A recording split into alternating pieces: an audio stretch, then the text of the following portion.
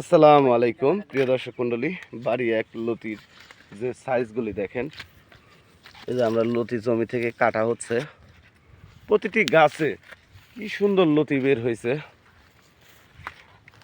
দেখেন, একটা করে গাছে 3টা 4টা 5টা করে লতি বের হয়েছে প্রত্যেকটি গাছে। এটা লাগানো আছে লাইনে 1 হাত পর পর, এক লাইন থেকে আর এক লাইন 1.5 হাত পর পর। এভাবে কচুর চারা রোপণ করা। আর লতির সাইজগুলি দেখেন কি সুন্দর।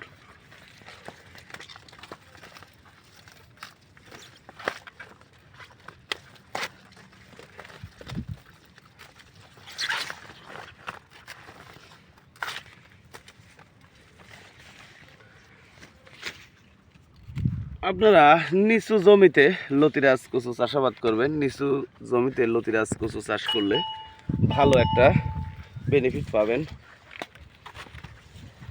দেখেন পর্যাপ্ত পরিমাণ কি সুন্দর লতি আমরা কাটতেছি জমি থেকে। 1 বিঘা জমিতে লতি কাটলে প্রতি সপ্তাহে দেখা যায় 5 থেকে 6 মণ 7 মণ লতি উৎপাদন করা যায়। আর অরিজিনাল লতিরাজ কচুর চারা যেগুলো, সেগুলো আমরা লতি থেকেই চারা তৈরি করি। এই দেখেন লতি থেকে কি সুন্দর চারা হচ্ছে।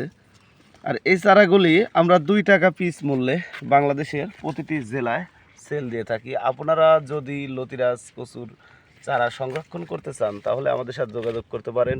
আমরা নিয়মিত বাংলাদেশের প্রতিটি জেলায় এই লতি কচুর চারা সেল দিয়ে থাকি। ভালো থাকবেন, সুস্থ থাকবেন। আসসালামু আলাইকুম।